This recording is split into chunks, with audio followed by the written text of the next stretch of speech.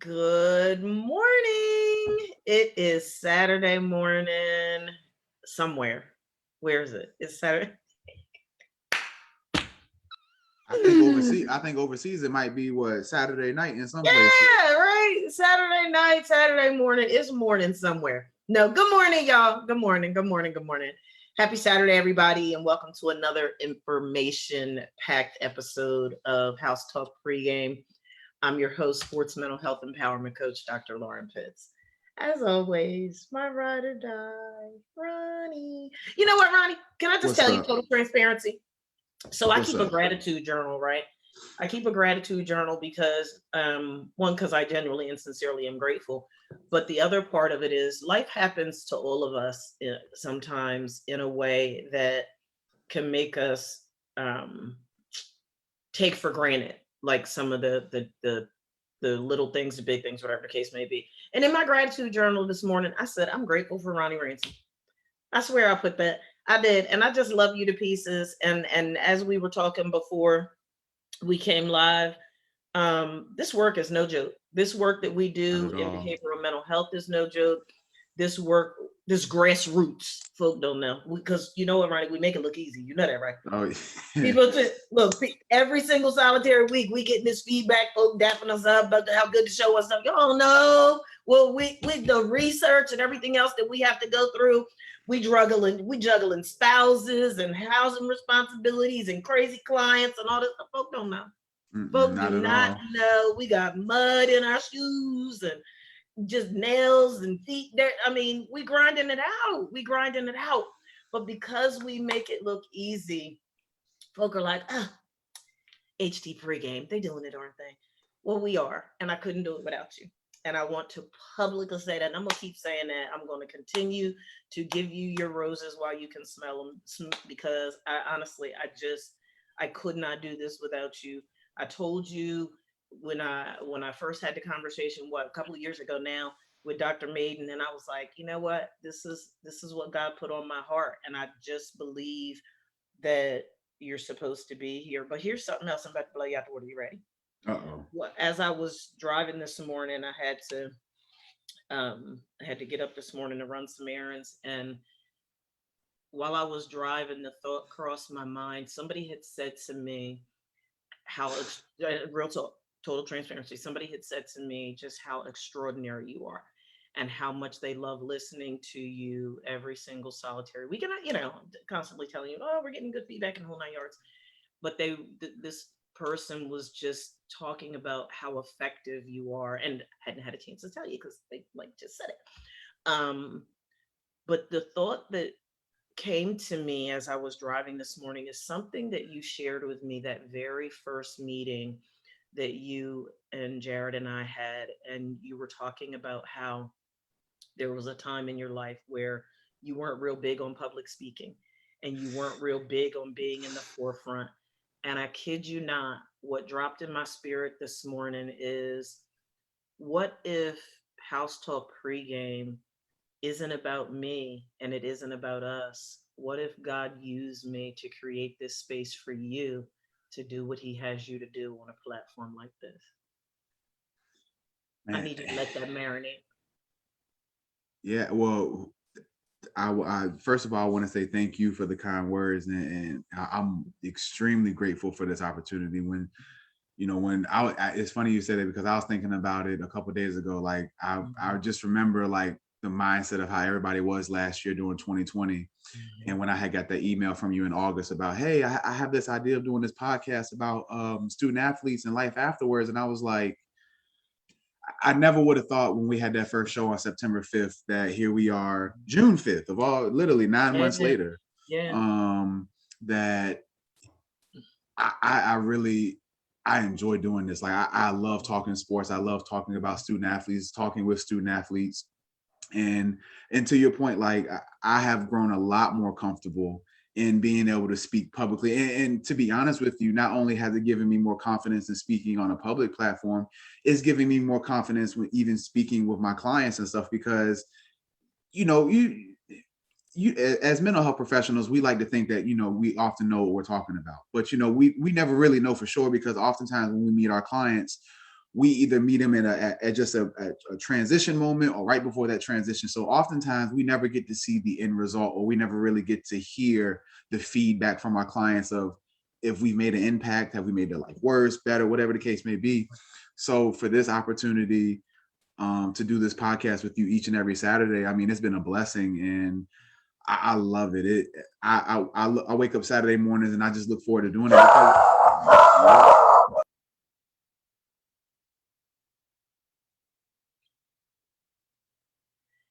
His dog is excited about the show too.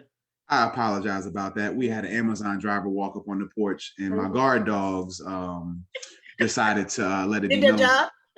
Yeah, they do. They definitely. Oh, they're gonna let you know somebody's there. Definitely. There it is. But no, Dr. Pitts, I really appreciate this opportunity you've given me, and I mean, I couldn't thank you enough over and over again. Like I'm forever indebted into you for giving me this opportunity to speak on this platform with you each and every Saturday. And I don't think you really know how much of a blessing it's been to be in your presence and to just, pick your brain for the knowledge, the wisdom, and the guidance you've given me in the last 9 months. I thank you for it. And this has been such a fun thing to do each and every Saturday. I look forward to doing this. So whoever the listener was, I really appreciate the kind words. I'm glad to hear that, I'm not just rambling off at the mouth and just, talking a whole bunch of nonsense, that people are actually listening to, to me of all people. I always tell people, I'm not the smartest person in the world, but, I like to think I know a little something here and there. Especially when it comes to being a student athlete and stuff like that. I like to feel like I know a little something. So I'm glad to hear that, people are listening and really taking what we say and really letting it sizzle in their spirit and really, using our information. So, shout out to that listener and shout out to you, Dr. Pitts, for this opportunity. I could never thank you enough for this. Well, you're welcome. But again, look, don't thank me. I was just being obedient. You know by now that I pray about everything with my crazy self.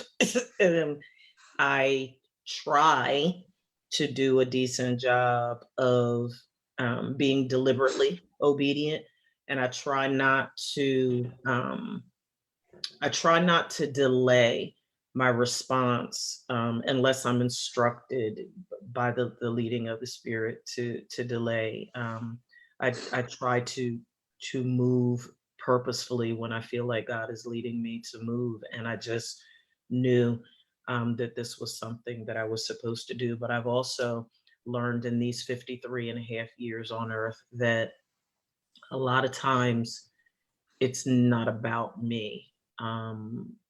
Seemingly for real, more times than not, it's not about me.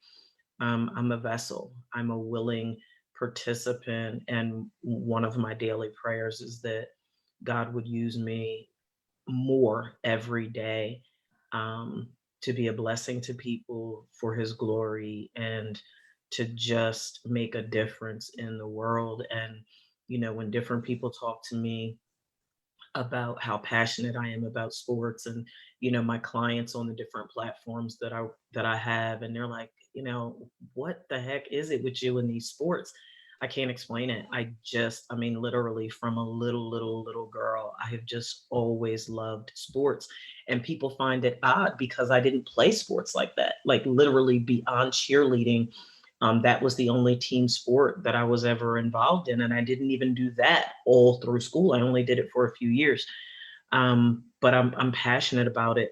But I think the root of it is exactly what HT Pregame is all about. For me, it's about family, right? For us, it's about family. It's about the fact that I'm an empath, and people don't understand the pain that comes with being an empath sometimes. But that's what it's all about, folks. It's about us here at HT Pregame. It's about your family, our family, Black and brown families all over the nation, and for real, all over the world. For Ronnie and I, and on those weeks that we have special guests or guest hosts or whatever the case may be, we pride ourselves on having the hard conversations on topics that we know are relevant to our Black and brown communities globally.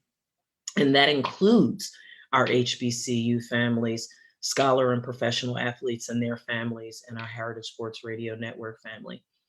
We absolutely love, we talked for a moment about the feedback that we get week after week, and we appreciate you. We are grateful, and just so you know, as I was sharing with Ronnie in the beginning, that I put in my gratitude journal that I'm grateful for him.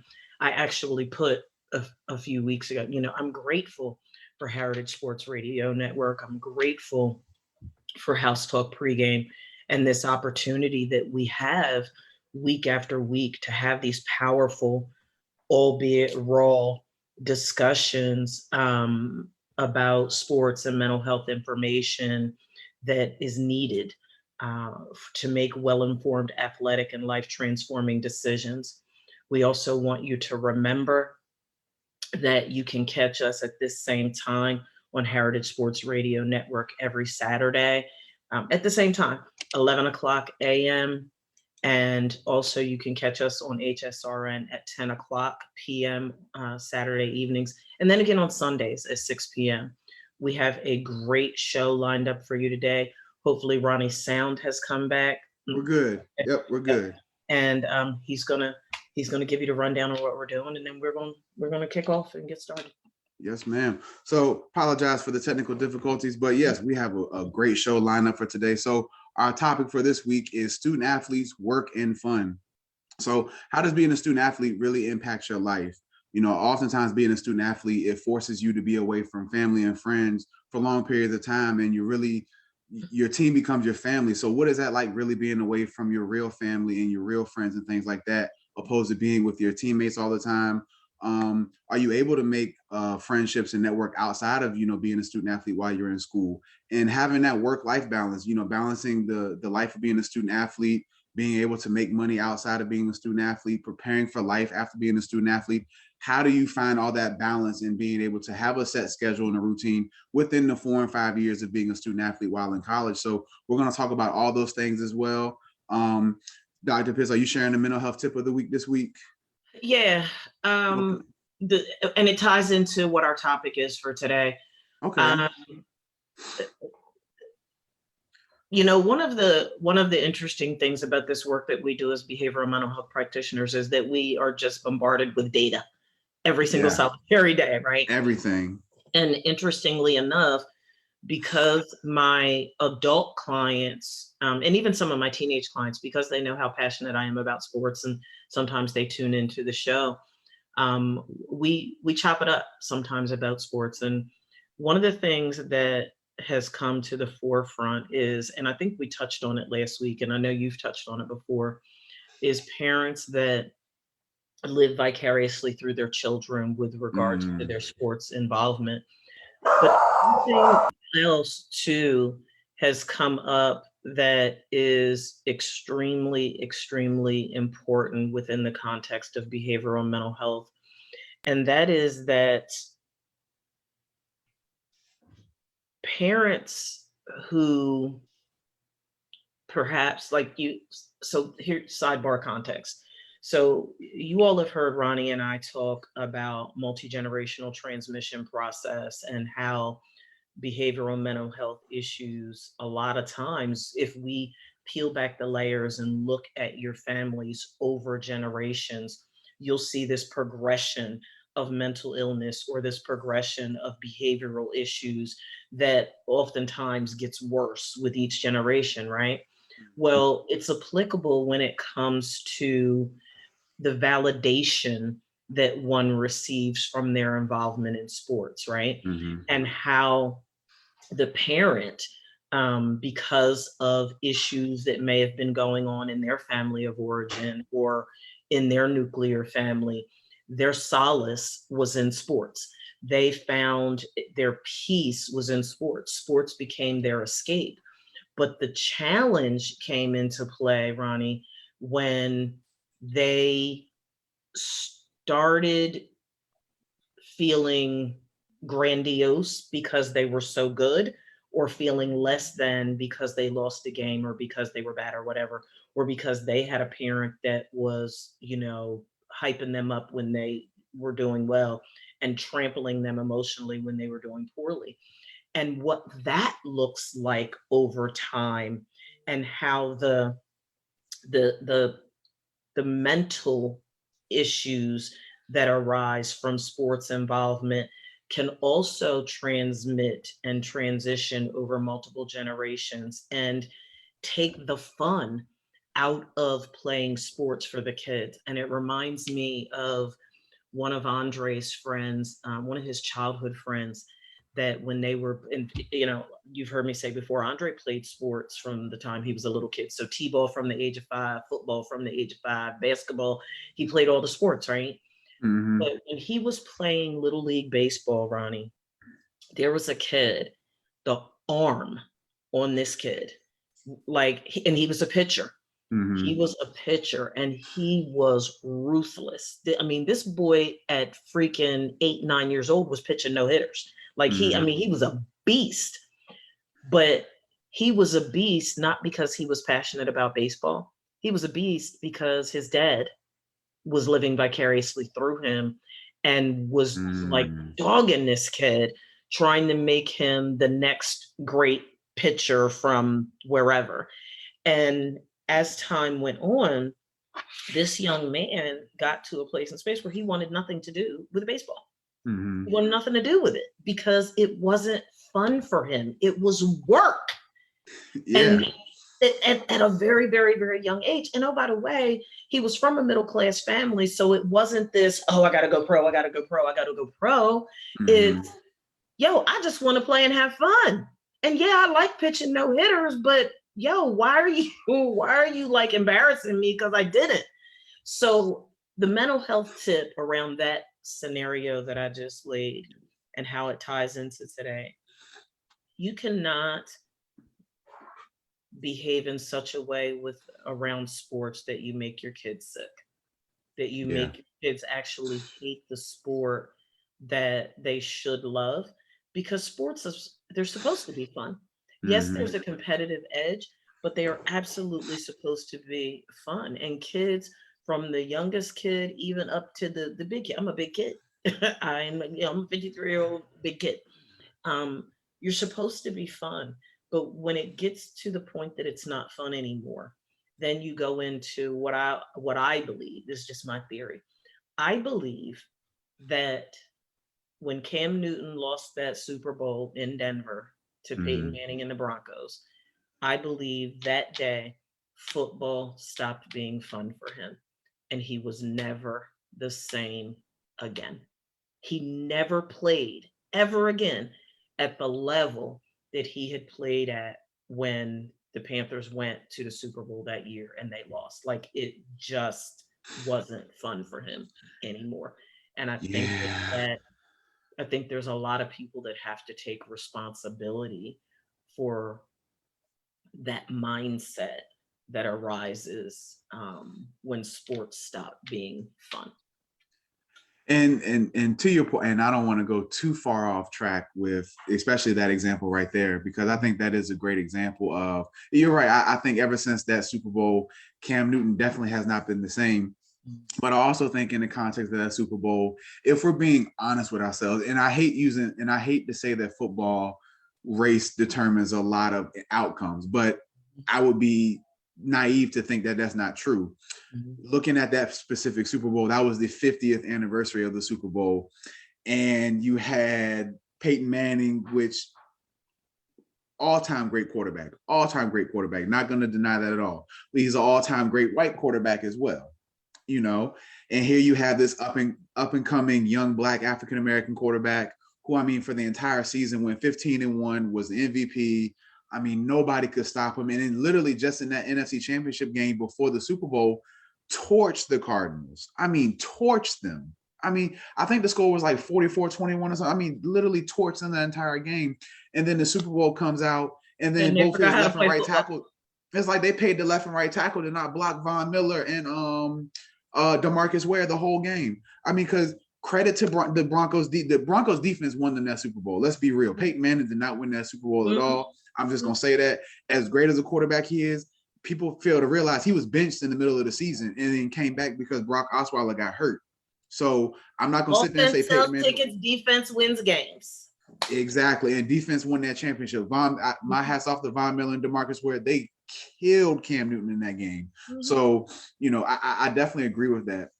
And I also want to share an example of, because, and I think we both agree on this, there's a fine line when it comes to parents watching their kids in sports. There's a fine line between living vicariously and motivating your child to want to be great at something because, not necessarily because the parent is ashamed of their child not succeeding at a sport, but because with anything in life, whether it's sports, your career, relationships, whatever the case may be, you should always strive to want to be your best self and put forth a best effort. So I will share an example. My junior year in high school, I had suffered a concussion during training camp that August. It was like one of my, and I've always said I've had a lot of You and your concussions 30 plus concussions. and out of those 30 some concussions, this was probably one of the top 3 worst ones I ever had. I had the concussion. Everybody joked at LeBron a couple weeks ago when he said he saw 3 rims when he shot the ball over Steph Curry to win the game. I literally saw 3 hands when I was trying to get into my stance on offense. Like, I swear I saw 3 hands and I freaked out. So to make a long story short, I missed a week and a half of training camp. And we were going into our last scrimmage of summer camp before the regular season started. And I'll never forget it. I missed a week and a half of practice. I didn't practice at all. When concussions, they don't have you do anything. You can't run, I can't lift weights, any of that, because they just want you to rest and not have your brain rattling all over the place. So go back out there. I come back to practice the day before our scrimmage. And at this time I was starting both ways, offense and defense. And I thought I was in relatively good shape because, even though I missed a week of football, I was like, well, it's only 1 week. How much conditioning can I lose in 1 week? Well, that very next day we had our scrimmage, and I kid you not. So the way our scrimmages worked back then was you would do 10 plays of offense, 10 plays of defense, and go back and forth. And then the last back half of the scrimmage is actually like a real game simulation. So that front half of the scrimmage, we had 10 plays offense, 10 plays defense. And I did.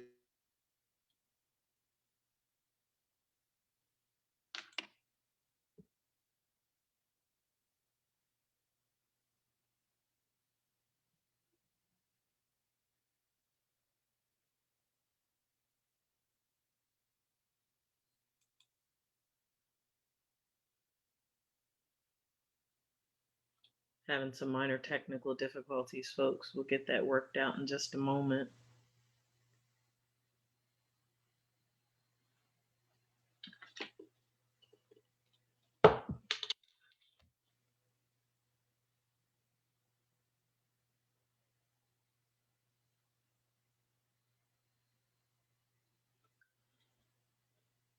So Ronnie was sharing with us a scenario of what happened to him when he had a concussion, and he actually made a point that I'll comment on while we're waiting for the technical stuff to get worked out. When he was talking about parents before his sound went out, one of the things that came to the forefront of my mind as he was talking is that there's also this issue with parents feeling that their child's athletic performance somehow validates them and makes them feel good or bad. So then there's this pressure placed on the children to perform at a certain level because, nobody wants to be the parent of the child that lost the game. Nobody wants to be, the parent of the child that always misses the tackle or doesn't make free throws or always strikes out. So parents are putting pressure on the kids to perform at a certain level so that the parent is not feeling embarrassed, so that the parent is not feeling less than, so that the parent is not ashamed to show their face in public. So I'm encouraging parents to be mindful of that too, and to hold yourself accountable for not putting the bricks in your backpack in the backpack of your kids. Being a kid in this day and time is hard enough as it is without having all of this added pressure of the parents' baggage. being placed upon them. Ronnie, give me a thumbs up if you got your sound working. Okay, We cool. should. So Yeah, I'm sorry everybody about that. The internet has been going in and out the last couple of days, so I do apologize about can- that. I don't know what part of my story got cut off, but You were saying offense, 10 on offense, 10 on defense, yeah. and then the So to make actual a simulation. long story short, because I know we got to move on, because I wanted to bring up something. I wanted to get your opinion on something as well. Mhm. So to make a long story short, I apologize people for the technical difficulties, but so I played terrible that scrimmage. Was Mhm. absolutely out of shape, gassed, was embarrassed. So I never forget it. The whole car ride home. Well, actually, at this time I was driving. So by the time I got home, I never forget it. When I got out the truck, my dad had looked at me and just shook his head and went inside the house. And I was like, well, damn, I never seen him look at me like that before. Wow. So, when I got in the house, he was like, I really want you to know you played like I can't repeat what he said on the Mhm. podcast, but he's like, you played like crap tonight. I just want you to know that you really played like crap tonight. He's like, I got something for you tomorrow morning. So literally the next morning, he took me and one of my good friends and we went over to Virginia State. And anybody who knows Virginia State or has been to Virginia State, they have a large hill behind the football field. I mean, a large hill. It goes straight up. We ran that hill for 3 hours. Oh my gosh. 3 hours we ran that hill. And then we went on the field and ran sprints until, I literally could not walk. And he said to me, he was like, you will never be that out of shape again in your life. He was like, that was embarrassing. He's like, you played like crap. I wouldn't start you on my football team. I don't care how much I love you as a son. You would have never played on my football team being that out of shape. And Wow. and to his point, I played like crap. And I understood it as like, I'm a representation of him. And, at that time, I never saw it as like, oh, well, he's living vicariously through me. He was motivating me. And sure enough, the rest of that season, I promise you I was never out of shape. I never allowed myself to get out of shape again. And I thank them for that because I needed that push. I needed to see that, I thought what I was doing was good enough, but I went out there and got embarrassed. And, at that time, my parents were heavily invested in my football career. They were sending me to camps. They had college coaches looking at me, coming to see me and stuff like that.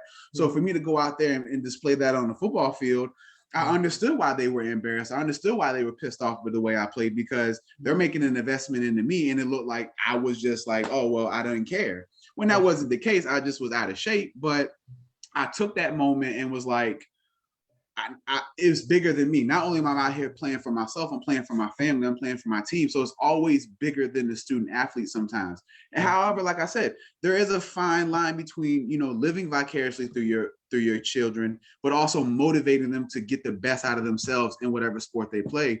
And I hope people understand that, not everybody, sometimes I think kids nowadays, they think their parents are just being mean and aggressive and stuff like that, when oftentimes they just want to see you be great. They want to see the greatness come out of you. But there is that fine line between that vicarious living and just wanting somebody to be great. So for parents who are listening, it's okay to motivate your children and to do things and make them, be a better student athlete and things like that. But as that parent, you also have to be self-aware, like, well, am I doing this for their benefit or am I doing this for my benefit as the parent because I wasn't able to do this? So I want, and to Dr. Pitt's point, I really want people to really understand and have a self-awareness about themselves when they have children who become student athletes and want them to see them do great. Because like we said, oftentimes your child could be great, but we also know that colleges have a system. Colleges look for a certain type of player. They look for a certain type of size, speed, and strength, like we talked about with Coach Powell last week. They're looking for a certain type of thing. So keep that in mind as well. But a great point in as far as my mental health tip of the week, it's not necessarily a tip, but more of kind of like an open discussion, if that's fine with you for a second. Absolutely. So, everybody knows that June is Pride Month or LGBTQIA plus month for everybody. And, I think Pride Month has come a long ways. I think they have made great strides in the last 10, 15 years for people like that. But one of the headlines I saw this week, and I think it came out Monday, or as a matter of fact, it came out June 1st, the first day of Pride Month. Florida governor bans transgender women and girls from school sports. And, Florida is the 9th state to pass this legislation. So basically the idea is, for boys who are transitioning into girls who want to identify as females, Florida is saying that, well, if you want to identify as a transgender female, then you are not allowed to play a female sport. And I'll be honest with you, we had talked about this at work and whatnot, and I'll be completely honest with people, and I hope I don't offend anybody or somebody takes this the wrong way, but part of me, the human side of me, kind of agrees with that, and I'll tell you why. Because if I was the parent of a female student athlete, and I'm gonna just use softball and baseball for example, because those two sports kind of like, they're the closest men and women sports besides basketball that go hand in hand. So if I was a parent of a daughter who plays softball, and my daughter was working hard, she might not be the best athlete in the world, but she's working hard. She's putting the work in. She's really learning the game and has a love for the game. And we have this boy who's transitioning to be a female, and they played baseball. And let's say, for example, they were really good at baseball, a stud at baseball, and now they want to come over to the softball realm. I think when we talk about sports, men's and women's sports, I mean, I don't want to sound insensitive or anything, but I think we can both agree that there clearly are physical advantages and disadvantages between men and women's sports. Men naturally, we carry more muscle. Our bodies are more durable for banging against each other as far as football, basketball, things like that. And not to take away anything from female sports. I think female sports are awesome. And I think there are some really great female athletes. I mean, some of the best athletes in the world are females, and that's not even up for debate. But I think as the time goes on and Pride Month becomes more of a big thing, and we start to see, kids, I mean, look, do what you want to do, who you love, what you love, how you love. I'm not debating that or disputing that at all. But I think for parents, especially for female parents and things like that, for female student athletes, I think this is really going to become a tricky thing as time goes on, because if I was a parent of a biologically born daughter, and then this guy wants to come over and transition to be a female, nothing against what they want to transition and be at all. I'm not talking about that at all. But the competitive difference of being a male and switching over to a female sport, that would be like if Usain Bolt said, well, I want to identify as a female and run in the women's 100-meter Olympic race in next month. And he goes out there and runs a 9.7. I don't think there's any females alive who's going to break that record. And I don't think you could really count that as a true women's record if something like that were to happen. And I know that's an extreme example, but I want your thoughts on how you think that's going to shape how we look at sports going forward, because I don't think it's something we can ignore, especially for sports lovers. And I think it's really going to, I think sports is where that arena is kind of like, sports is kind of traditional. Like men's sports, women's sports, we don't like to mix anything else with it. We barely like to mix politics into sports. Now we want to mix in, people's gender identity, things like that. So what are your thoughts on hearing about that bill being passed in Florida? And how do you think, women's sports, because right now this seems to be the focus on women's sports, not necessarily men's sports. So how do you think this might influence or shape women's sports going forward? So it's my understanding that this great debate, this argument, this distressing situation actually started in Connecticut. Mm, I actually, it was a couple of months ago when I got wind of it and was reading about a lawsuit that was going on up in Connecticut with a particular school district. And the issue up there was track and field. And a gentleman transing to female basically came over to the female team and smoked them. And the argument is exactly why Florida and some of the other states have passed this law, and it's exactly what you said, is that it though the argument is being made as an LGBTQ IA plus issue, the argument that the legislators are making is that it's an anatomical issue, in mhm, that when you were born anatomically male, by default, you have greater strength, you have greater speed, you have a different level of stamina that even though women can train and train and train and train and train and train and train and train and train, unless you're a female transitioning to male, the testosterone is not there. And the testosterone that you have is contributing to degrees of strength and all of that. So I think, and I'm going to hit it from both sides of the argument.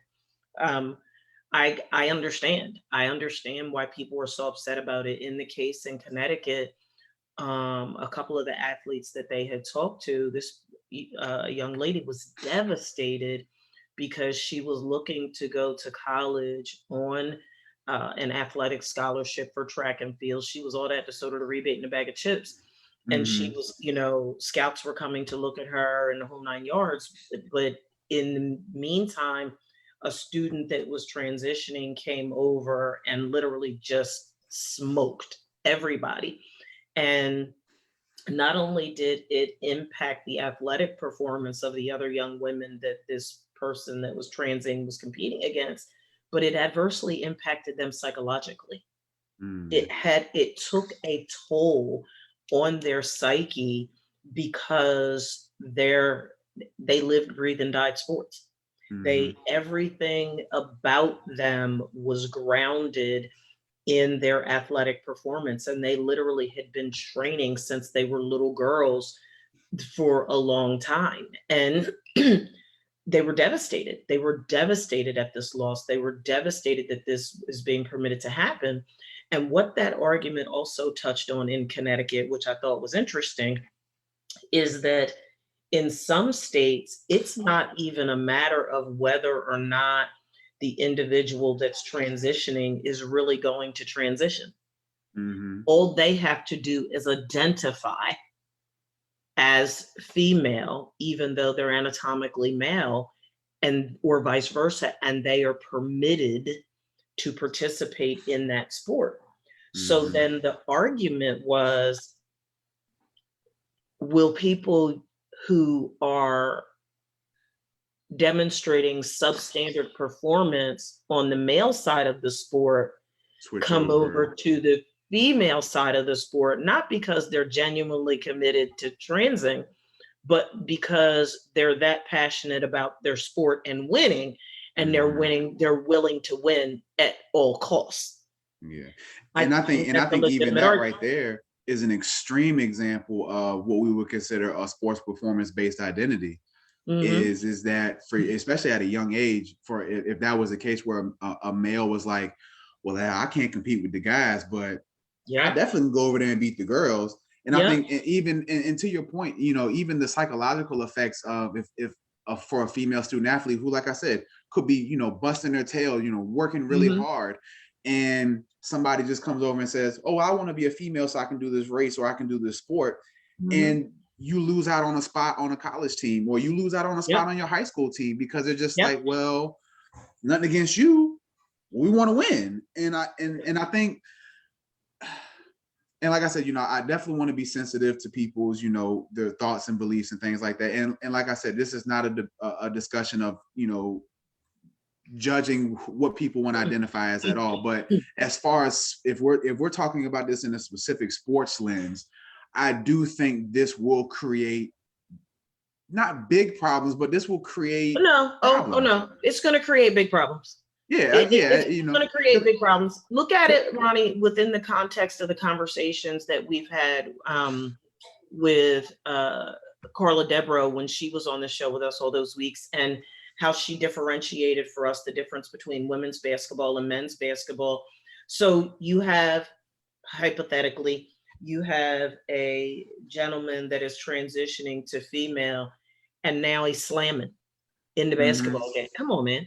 You like, I mean, for real. You got the, and it's not the females I'm talking, but I'm sure there are female hoop stars that slam. I've never been to a women's Brittany Griner's basketball a game. good example, and even there was an example. I even have I can't think of the girl's name, but it was used. I don't know if you remember this. Maybe in the 2012 Olympics, there was a female runner from South Africa, I believe, Mhm. and they disqualified her from the Olympics because even though anatomically she was a female, Mhm. because her natural testosterone in her body tested at the levels of a male, she was anatomically a female, but they barred her from competition in women's sports because they were like, your body produces too much testosterone for what we would consider the normal average limit of a anatomical female. This girl was anatomically a female in every right of the what you would consider a female, but because her body naturally produced testosterone at a higher level than the average female, they disqualified her. And I know that's kind of a different example, but even then, it's like, to your point earlier, like, unless females are taking, a testosterone supplement, or they're just, they just have God gifted talent, the average female doesn't possess that. And it's nothing against them. It's just how their bodies are anatomically made. And so I think, I wanted to bring this discussion up, and for our listeners out there, if you know anybody who is transitioning, or know anybody who identifies on the LGBTQIA plus spectrum, we would love to have them on the show so we can have, just understand from their point of view, like what that process is like, and how even themselves, because I'm pretty sure on their end, it's like, I'm pretty sure even those who transition to female, like you said, some of them probably doing it because they just can't compete on the men's side. And that's his own separate issue. But for those who truly are invested in the process of transitioning, I would love to hear their thoughts on what that's like, in the scrutiny and criticism that they might be receiving, because to my knowledge, I have not heard this become an issue in college sports. I have not. Yeah, and I think with this, I think potentially it will become an issue in college sports. But as far as right now, everything, Ronnie, watch. Oh yeah, and so I think even for those high school athletes, especially if they're an 18, we'd have to get their consent and stuff like that. But what I would love to just hear their mindset of, like, what's this process been like for you, of this transitioning process, and wanting to play a sport that you wholeheartedly want to play because you identify as this gender. And I think, like I said, I think this is a discussion, and I want to have this discussion for strictly understanding, because to me, honestly, I'm heterosexual. And I take pride in that. And it's not, like I said, it's nothing against what people who they choose to love and identify as. But I think if this is going to be something that keeps coming up in the forefront, especially for high school student athletes, it needs to be an open and honest discussion on a platform where we can get, honest opinions and honest feedback on how we tackle this. Because even as mental health providers, like, especially for us gearing specifically focused on student athletes, if you had a female student athlete come in your office and say, well, what I'm supposed to do? I want to play this sport, but we have these dudes coming over who say they want to be females, and it's taking spots away from us. So what am I supposed to do as a female who wants to be a female and play this sport? That's going to be a challenge right there, not only for them, but for the mental health professionals, because it's like, well, this is really kind of new for everybody. So how do we tackle this? So I'll give you that in a second, but I want to, so the other side of the argument is, and believe it or not, this all goes into sports being fun and all of that. Exactly. Yeah. So the other part of the argument, and Carla and I had this conversation back a couple of months ago when we were talking about that, when I shared that article with her, and we were sort of fleshing it out, and I asked for her opinion. Be careful what you ask for. Yeah. That's the other side of the argument, because at the end of the day, when Carla and I had the conversation a couple of months ago, I tied it into, the women's lib movement back in the day, and the whole 9 yards. It's like, you can't have it both ways. There are bills and laws that have been passed to the highest court in the land that says that LGBTQ plus IA is a protected class, and they have the same rights that all the rest of us have. So at the end of the day, you can't pick and choose. That can of worms is open now. Yeah. That can of worm is open now, and it's open. So deal with it. Because the bottom line, and I get it. I understand the arguments are valid. The arguments are absolutely positively valid. And certainly I am not a legislator, nor do I serve on the Supreme Court. But I would venture to say that those states that have passed the law, that there are members of the LGBTQ plus IA community that are going to push that fight to the highest court in the land, which is the US Supreme Court. And I believe that we're going to see an overturning of Yeah. some of those rules, because at the end of the day, you can't pick and choose. If they're a protected class, they're a protected class, which means they have all of the rights that everybody else has. And that's how folk wanted it. Guess what? That's how it is. Yeah.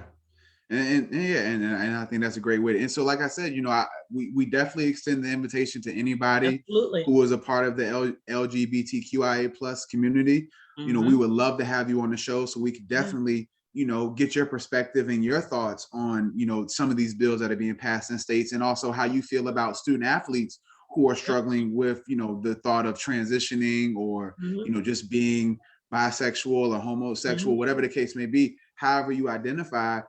We would love to have you on the show and get your perspective. Coaches too.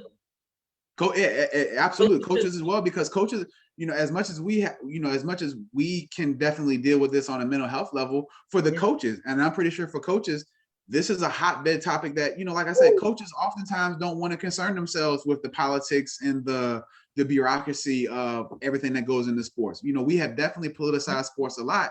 Coaches just want to win.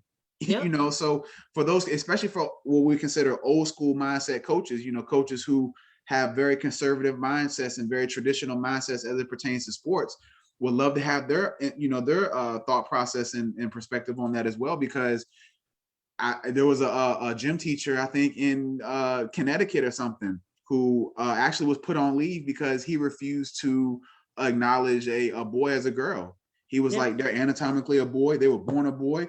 I'm gonna call them by their boy name. I'm not gonna call them by their girl name. And that's what I was gonna say. It opens the door, Ronnie, for so many lawsuits, because as a protected class, for those states that are not going to pass the law saying that students can't go over to the other sport, there's going to have to be systems and measures put in place, just like we go in public places and you have the state, what was North Carolina the first state that passed a law or that denied I think it was the bathroom bill, right? And all that stuff. Like, all of those systems have to be put in place. Mhm. So parents are going to freak out, because if John is transitioning to Jane, and is John going to be in the locker room? There's so many different cans of worms that open up, because we're talking about student athletes that have not yet transitioned. They haven't transitioned yet. So it's about to be a caca show. It's Pandora's box that's opening up. Gosh, yes. And to your point, be careful what you would ask for.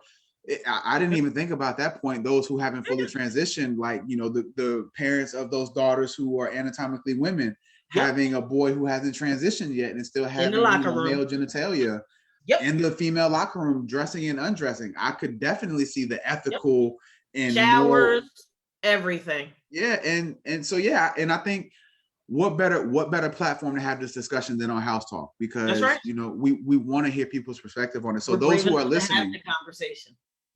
Exactly. Yeah. Definitely. So, during Pride Month, for any of those, for our listeners who are listening in today, if you know anybody who might be going through this or dealing with this, please have them call in so we can definitely get their perspective on that. I'm really interested to see what happens. So moving on from that, let's go ahead and get into our topic for this week. Student athletes, work and fun. So, we talked about kind of last week, like, from a coach's perspective, what it's like for a student athlete getting ready for the summer. And the week before that, we talked about the student athlete's perspective of preparing for that last summer and things like that. But this week, we want to focus on just that complete entire student athlete's 4 and 5 year experience of balancing work and fun. And I think it's different at each level of the college sports. When we think about Division I, Division II, and Division III, we always talk about at the Division I level, those student athletes, particularly more times than not, when they enter their freshman year at a school, they're in that sport committed for at least 10, 11 months out the year. And I know specifically for football, Division I football players, when they get out that first week of May after spring semester is over with, they get that first week of summer break off, and then they're in summer school for the next 2 months. And in between that, they got summer school, they might have a summer job, they might have an internship, and they still got to work out and condition for the football season. I know for basketball players at Division I level, their season kind of ends in April.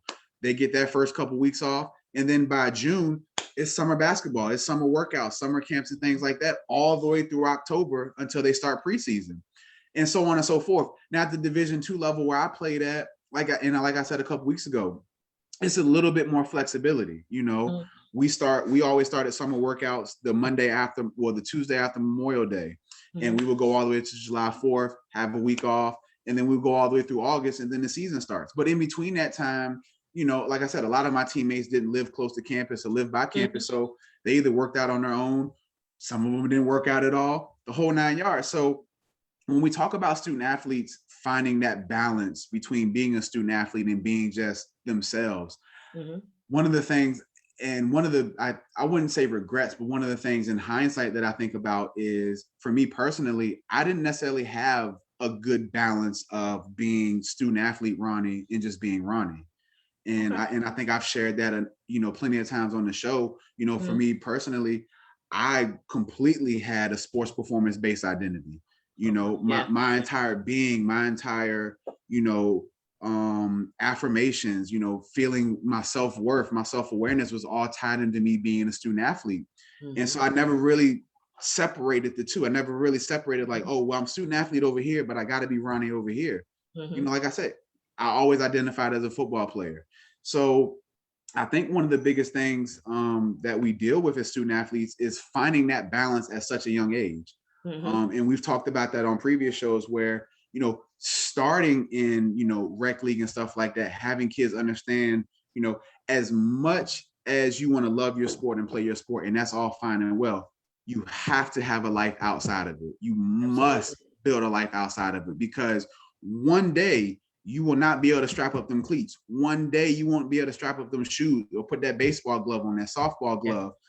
One day that's going to come. And that day really comes soon for a lot of student athletes. Typically, for 95% of them, it comes when they graduate high school.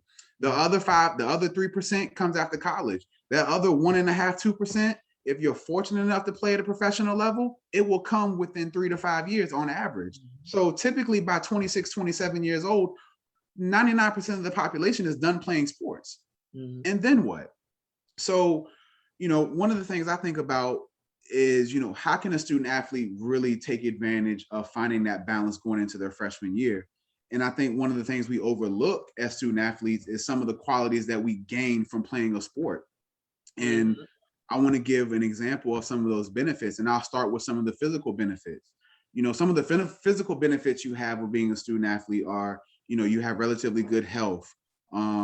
Your bone density, you had a lower risk of heart disease, you had a lower risk for stroke and things like that, because your anaerobic system is functioning at a high level.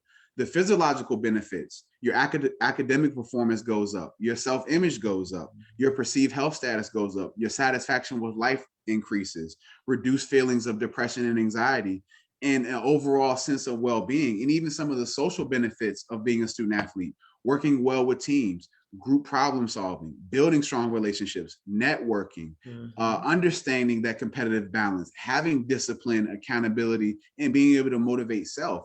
Those are a lot of benefits that sometimes we overlook as being a student athlete. And when we talk about that transition from being a student athlete to being just a regular person in society, we oftentimes just dismiss that as those were traits that we had when we played a sport. Those traits don't translate over into the real world. And that's not necessarily true. And I talked about it earlier at the beginning of the show when we talk about student athletes not having time to be with their family and friends that they were accustomed to before they got to college. Some of those things, being able to have that balance of being able to keep in touch with family and stuff through seasons and whatnot, how do we increase that, or how do we, bring more awareness to that? I think, as much as social media has a bad rep, I think social media also has a lot of good benefits when we talk about keeping in touch with family and things like that. Being able to communicate with your siblings or your parents or, aunts and uncles and things like that, that when you're in high school and stuff like that, you were able to see them for holidays. A lot of people don't understand, especially at the Division I level, when you play football and basketball, there is no holiday breaks. Right. And I don't think a lot of people, especially for college football at the Division I level, if you play for somebody like Alabama, Florida, Ohio State, or something like that, you're typically gone from home all the way through December and Christmas. You might get a couple of days off before Christmas, but outside of that, you're at your facility practicing, getting ready for a bowl game and things like that. So you don't have that time. And then at the Division I level, I'll never forget it. I can't remember which national championship it was, but Alabama had, I want to say it was the first time Alabama beat Clemson. It was, I think, like January 9th or January 11th. And I'll never forget it. The lady asked Coach Saban, so what's next? He literally said, this is January 9th. He said, oh, well, we start winter workouts in 2 days. Right. Huh? Right. What? Winter workouts in 2 days? So you mean to tell me I just finished the season, just won a national championship, and I only get 2 days off and I start winter workouts? What do you say, Forrest Gump? Yes, drill sergeant. So, like I said, at the Division II level, Division II football season, if you make it to the national championship, that's the second week of December. Then you're done. You're done until maybe the second or third week of January. But at the Division I level, finding that work-life balance is extremely difficult. And so, Dr. Pitts, what are your thoughts on that for a student athlete trying, especially, like I said, each level is a little bit different. Each level, there's a little bit less, requirements and things like that. But overall, the student athlete, we really don't have that much time for outside activities and extracurricular activities. And if you do, that lets me know right now, either you're not invested in it or you're on the bench the whole time. They need to take our boot camp, Ronnie. Yeah. Everything that you touched on that is, that the student athlete would say, oh, well, this is what I played in football, that they really could learn how to enhance those skills and make them more applicable to heightening their performance. But those things that you said they're the foundational pillars of our boot camp, right? It's a mental toughness boot camp that is designed through what you and I refer to as this biopsychosocial lens that is not only, the ultimate goal is to increase athletic performance, but it's also to increase mental toughness so that the student athlete doesn't just validate their existence by their athletic performance, so that they are showing up emotionally despite whether they win or lose in their relationships, regardless of what that relationship dynamic or context is. And I think that there isn't enough emphasis put on, like you said, life off of the field or off of the baseball diamond or off of the court or out of the pool or whatever the case may be. And I think that there has to be more time that's allocated to building mental toughness within a relationship context, that just by design of what we know about human behavioral and mental health really will contribute to increased performance. And here's the data to support that. You and I we touch on it all the time. Every guest that we've had on the show talks about, the role of depression. The leagues are doing this huge push to address mental illness. And what happens when an athlete gets benched? What happens when there's an injury? You have these mental issues that come into play. Whereas what we're saying is that there are systems and measures that can be put in place to help to make you better equipped. We have the ability to fill the behavioral and mental health toolbox to help the person be of sound mind and body, that by default is going to improve performance. Because how many times have we heard people say, get your head in the game? Well, what does that mean? The head is not in the game. And if the head is not in the game, the performance is not there. And what we're saying through these additional programs that we have for our viewing and listening audience and the different entities that we're working to secure contracts with is we have a formula to keep the scholar athlete's head in the game, regardless of what may be going on in their life. What we're presenting is a proactive approach to helping athletes across all of the sport domains to keep their head in the game, regardless of what's going on in their life. And oh, by the way, the component that says, well, 98% of y'all are not going to the league. We'll prepare you to be able to deal with that.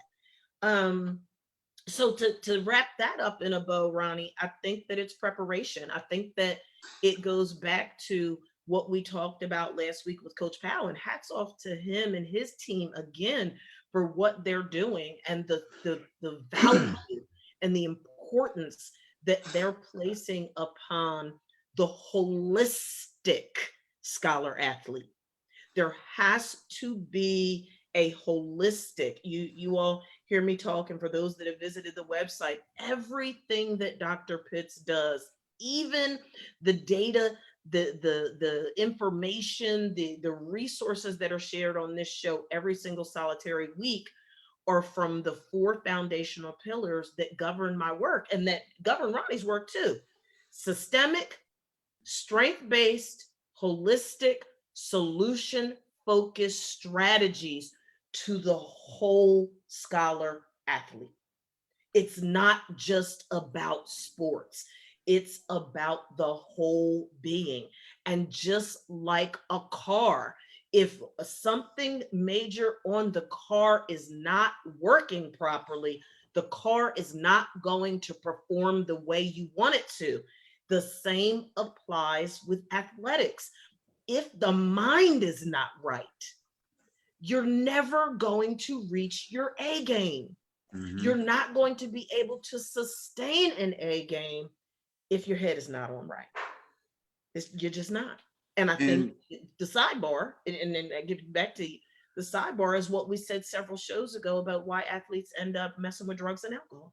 Yeah. Performance enhancement drugs. Let us be your performance enhancement drug. and to that point, and to that point, and another thing I wanted to shed light on is because I know Virginia State was definitely famous for this when I was playing football, and I know a lot of others. I mean, I'm pretty sure every school does this in some way, shape, or form. I think one of the things that kind of they think is a productive way to keep student athletes busy and kind of instill some type of balance is, our designated off days. When I think of an off day, especially at work, well, I'm off. I'm not looking at my email, client, unless it's an absolute emergency. Don't call and text me, go, what you doing? I'm off. That's what I'm off. Right. I'm off the clock.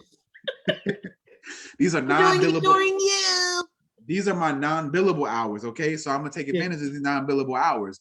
But one of the things that I notice a lot of schools do is they like to occupy the players' time during their day off. And part of that, I think, is because what do we always say on this show? One of the things that colleges are famous for doing, especially Division I colleges, are poaching student athletes from underserved and underprivileged areas. And what do we know about those student athletes who come from the areas? As much as they use their sport as their saving grace, let's be real, probably the last thing that's on their mind, unless they're actually in the spirit of competition, is the sport they play. They have everything else on in their mind going on that's affecting them. Their family back home, their siblings, their loved ones, their friends in the area they come from, worrying about them, trying to do everything to, send money back to them or provide for them and things like that. And I also think coaches understand that, and our coaches say it to us all the time, like, I don't trust some of y'all to be by yourselves for an extended period of time, because I know as 18, 19, 20-year-old young men, the last thing on our mind is always like, when we want to have fun, we're going to have fun. And sometimes that fun can cause, penitentiary chances. And I think Ronnie, wait. Don't we see the same thing in the league? Think about every single solitary offseason. Somebody in football, basketball, or baseball makes the news for drunk driving, domestic violence, vehicular homicide. They was killed in a car accident, a drug charge, a gun charge, a fighting charge. Every single solitary off season, somebody at the professional level in sports is getting jammed up because they had too much fun. Now, and to that point, now you might not want to hear this, but I mean, don't go there. I know a specific professional team. I have already owned Ronnie Ransom, and my team has had issues. I think their owner had a quote in the 90s like, well, shoot, if they ain't got a couple offenses on their record, I don't want them on my team. I'm not gonna name no names, but I think we can fill in Everybody the know dots of that who that. America's team has had some significant behavioral issues. Look, you remember, and it wasn't as extreme as drugs and alcohol, but it was, I want to say it was Tony Romo's second year when we were going to the playoffs, and he took a whole group of players and they went to like Cancun or somewhere. Yeah, he took. Are you I know it was serious? Jason Witt. They went on their off day. They went on a Tuesday. It was him and Jason Witten. They went on a Tuesday. Yep, gone. Rolled smooth out and went and took a bunch of people and went down partying to Cancun or somewhere. I was like, are you stupid? Like, what are And you I doing? think, and you know, and at that level, at the professional level, you know, those are grown men. And I think, and I think the NFL, I think they try. Well, part of it is that, you know, some of the players, they're just not going to be told what to do on their off days. You know, on their off day, like, look, hell, I'm a grown man. You're not about to sit there and tell me what I'm gonna do on my off day. Like, I've done my obligation the other 6 days of the week. This one day I get out the week. Oh no, you're not about to do that. But at the college level, we don't get that type of voice. We don't get to sit there and tell the coach, "No, coach, this is my off day. Like, I'm not going to no community service event or no school-wide event where we got to sit in the, and I think so.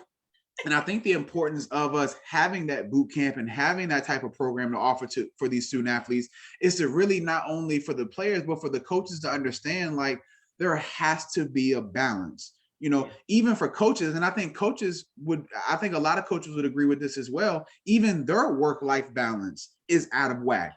Ronnie, we got a component. Don't forget, we got a component for that, because, you know, I think coaches is badass crazy too. Oh yeah. If they need help too. Oh, absolutely. Love too. And it's one thing, and to your point, you know, it's one thing for a high school coach. Oftentimes, high school coaches don't get fired from the position, you know, unless they just do something extremely egregious to a child, like abuse a child or something. Right. But at the college level, we talk about this all the time. And I think, you know, this is why mental health in sports is so important, especially at the college level, is because looking at the mental health of a coach, well, their one and only sole job is wins and losses. So they're going to do whatever it takes and however they can to make sure that they keep their job, because they have to win, especially at the D1 level. The D1 level, that's millions and millions and millions of dollars that are being generated. And if this coach is not getting the most out of his players, that these boosters are paying these tens of thousands of dollars to make sure that they come to school and get there, somebody's got to go. So even from the head on a platter, they call for his or her head on a platter. Look, you ain't got to go home, but you can't stay here. Goodbye. Absolutely. And I think, and let's be real, you know, us as the fans of these sports, you know, we also kind of put that pressure on, you know, our beloved teams and things like that. I know you as a Cowboys fan. I know for you, I don't want to bring up how long it's been, but I was 3 years old since the last time y'all won a Super Bowl, but that doesn't matter neither here nor there. But I'm just saying, you know, as a devoted fan and an invested fan, you want to see your team win. Yeah. And I'm pretty sure every season by Thanksgiving, you sitting there yelling at the TV screen at Jerry Jones and Stevie Jones, because it's like, yo, we got all this talent and we can't win nothing. Why? You know what the running joke is? And Eric has already said it to me. The running joke is, how many times am I going to tear up the schedule in a season? That's my thing. I get mad, Ronnie. I get so mad.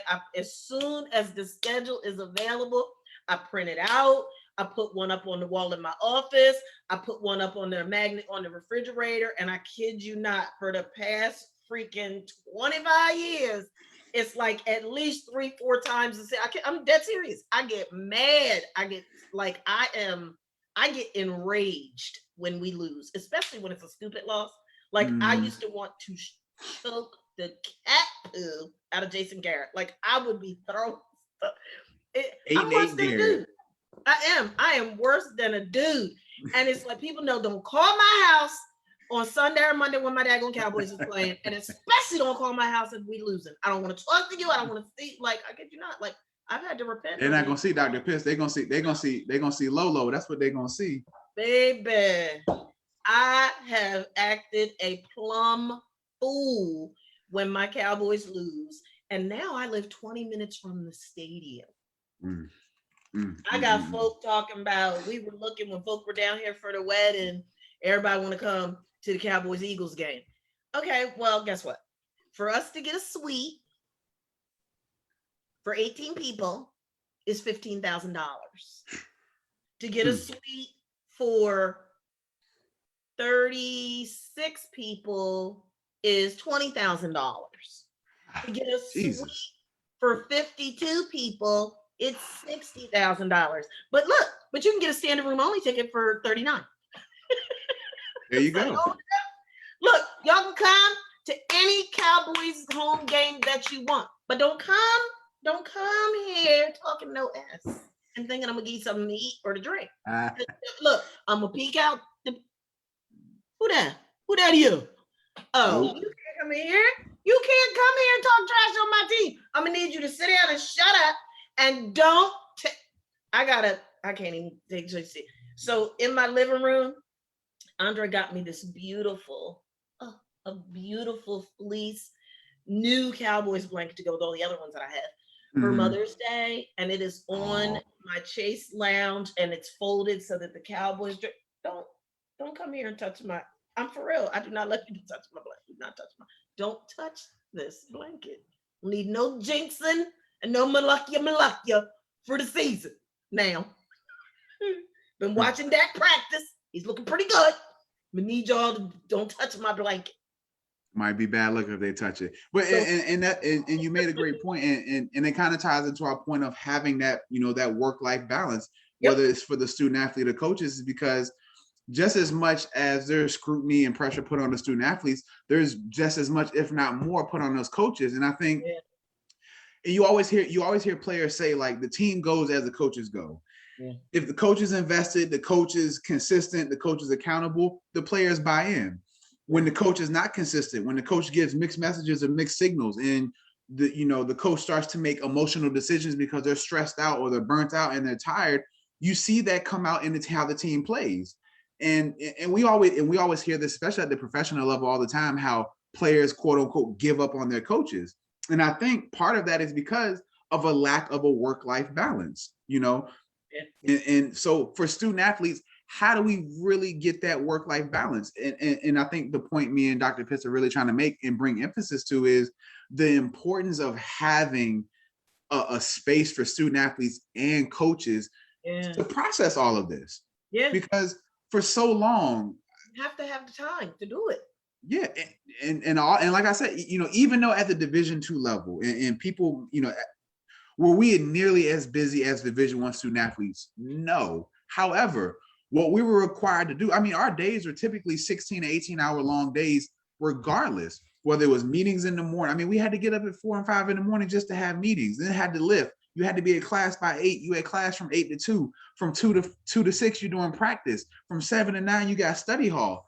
And then, where do you have time to be a social life? Where do you have time to just decompress and process? Because by that point, by 9 o'clock, 9:30, you're pooped out, you're tired, you got to go to sleep, and then turn right back around and wake up at 4:30 and 5 and do the same thing all over again. So in a sense, you become a robot and you become accustomed to it of, well, I just got to grind it out for these 4 or 5 months during the season. I'll get this week off, and you try and get everything done in that week that you couldn't do during the season. And then you go right into off-season workouts. I'm going to grind it out for 4 or 5 months, get through the semester. And then I get a week or 2 weeks off in the summertime. I'm going to grind it out through summer workouts. I'm going to get this week off. I'm going to grind it. And so you just repeat this same cycle over and over again. And it's I almost can kind of compare it to a parent who, when they have children, and oftentimes traumatized parents do this a lot. Traumatized parents will put all their efforts and everything into the child and lose themselves. Right. And even just had that conversation with a parent a couple of days ago. And even with parenting, you have to have that parent self-balance. Like, okay, yes, I am a parent and there's nothing wrong with that, but that is not my sole identity. And I think I can't sit there and say this might be an American thing, but I would love to see if there's a study, or I don't know how you would qualify or quantify this, but I wonder if, like, in America, we always get fixed on having one identity as opposed to all these things we do encompass who we are as a person. And like I said, go ahead. Oh, not to cut you off. I have a call to action for our viewing and listening audience. that ties into what you just said. There is, and I think I mentioned it on a previous show. Maybe I didn't admit it. There's an activity that I do with my clients that are suffering from identity crises. And the activity is I have them ask themselves, depending on how severe the crisis is, you can ask yourself each question 3 times. You can ask yourself each question up to 6 times. But they ask themselves these 3 questions: Who am I? Mm-hmm. Who do people say I am? Mm-hmm. And who do I pretend to be? And you cannot duplicate the answer. You cannot duplicate any of the answers to any of the questions at all. You cannot use the same answer for who am I to who do people. You cannot have any duplicates at all. And the whole purpose of that activity is a deep dive into self exploration and self awareness that requires people to be willing to be vulnerable and transparent and honest with themselves. And if people would do that, I'm sure a lot of these scholar athletes and a lot of these coaches would end up in our offices because they would realize that they live, breathe, and die sports. And here is the problem with that: when the sport is taken away, who are you? Mm-hmm. And I believe that the answer to that is why too many times we hear of mental illness and that at times, as we know, has escalated to former athletes taking their own lives because they just cannot function pro-socially. They cannot function efficaciously Mm-hmm. outside of their involvement in sports, and that's tragic.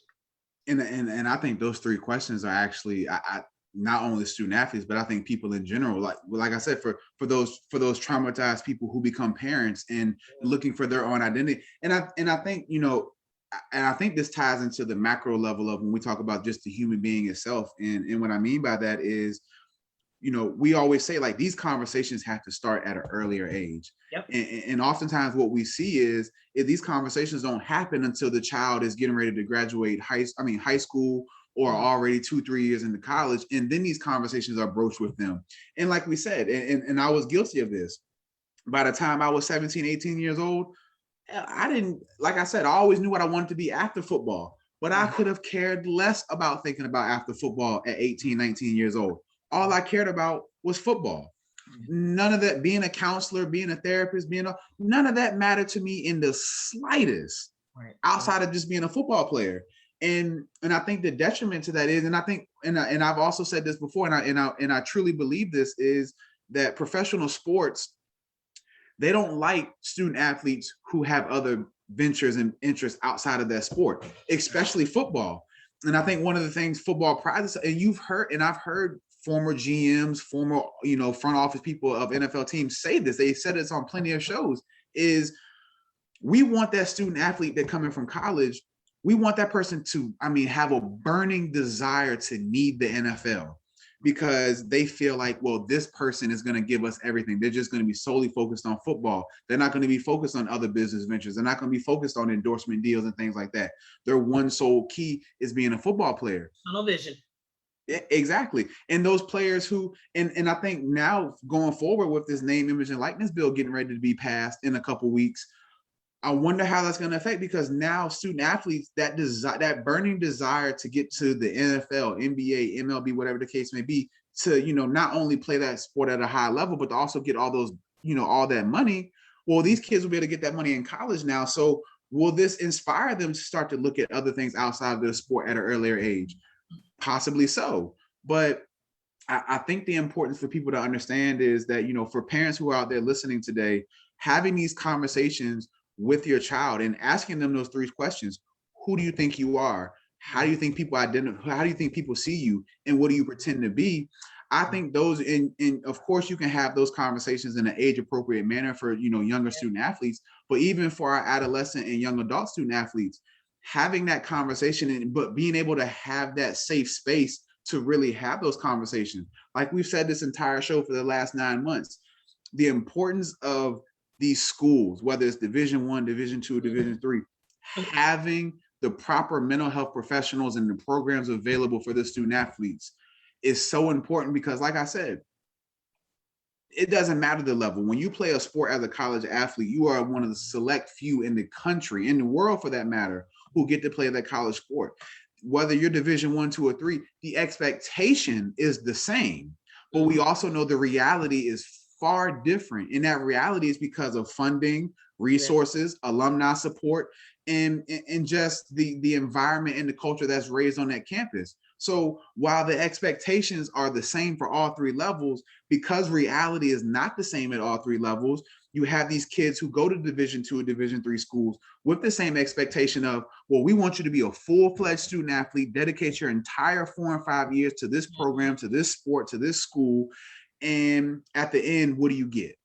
Right. Because like we said, even the 2% that go on to play college sports, 0.5% to 1% of those athletes get to actually go and play the professional level. Right, so what happens to those kids who don't make it? What happens to those kids who get injured or have the career in early, or, you know, who never get a chance to even walk on their field while they're in college? Because we see a lot of kids like that who are highly recruited, never touch a field. So how do we help them find that balance? And oftentimes, like we said, if it gets to that point where you're 18, 19 years old, that conversation is going to be a whole lot harder to have, because the idea of facing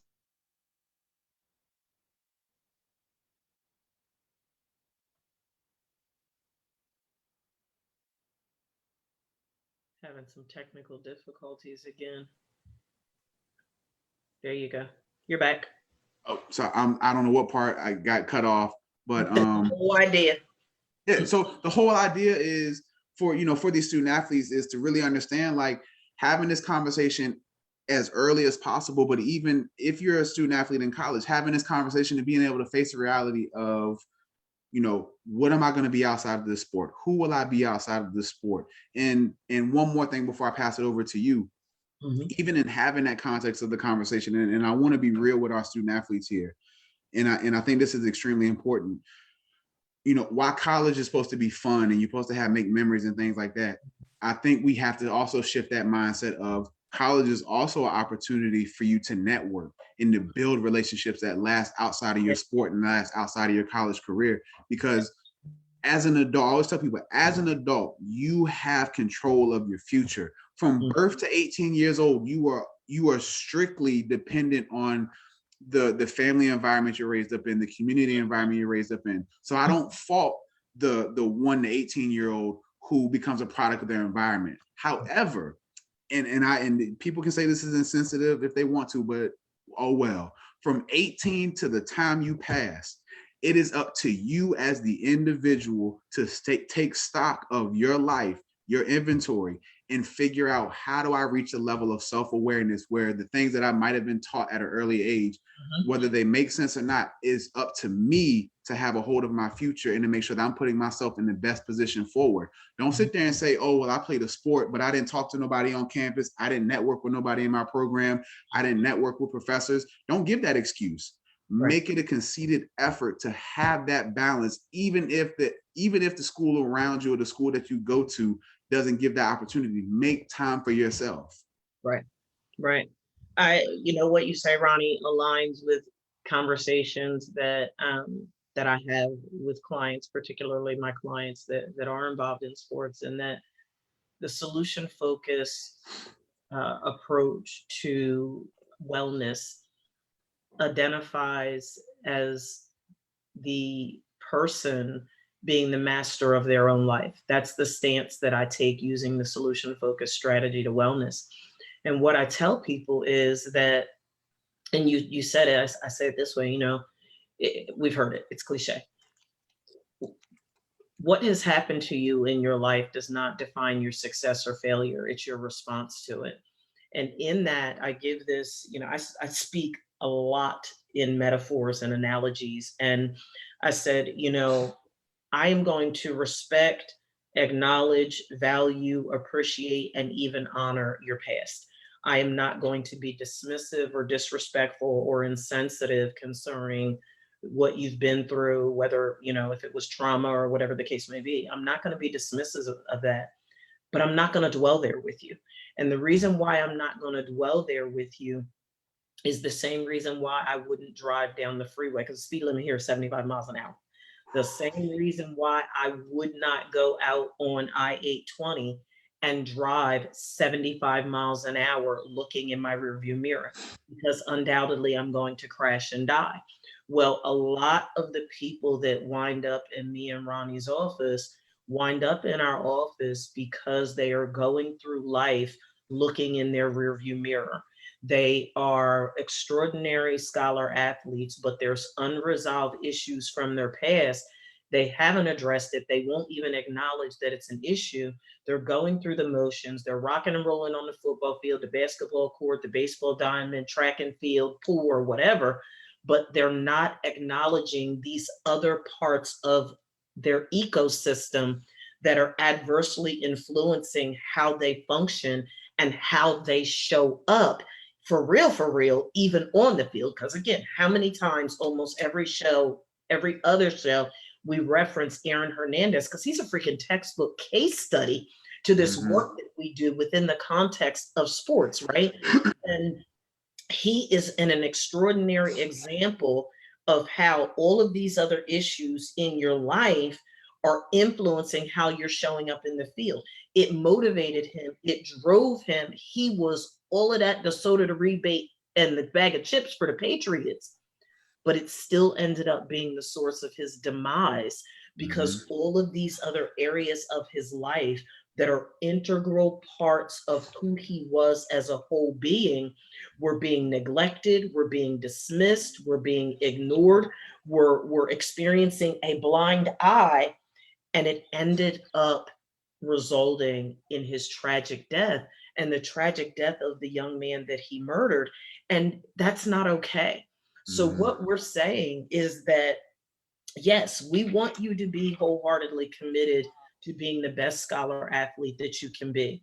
We want you to be wholeheartedly committed to being the best coach that you can be.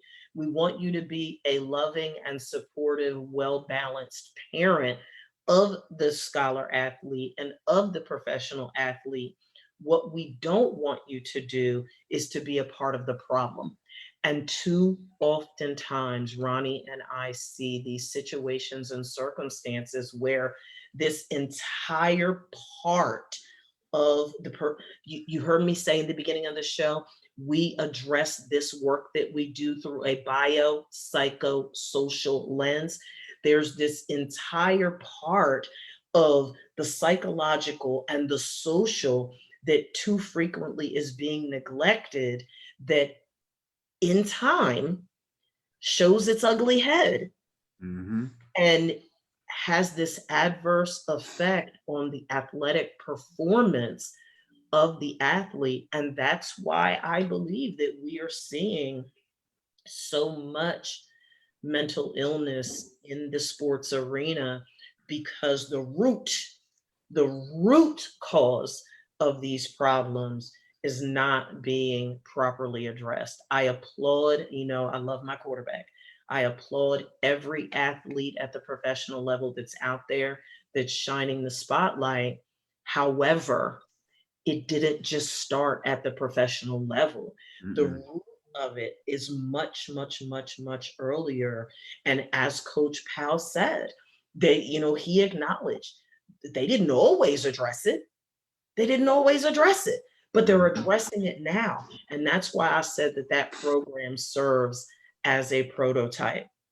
Look, folks, we have some answers for you. We share answers every single solitary week on this show. We share strategies on how to implement them.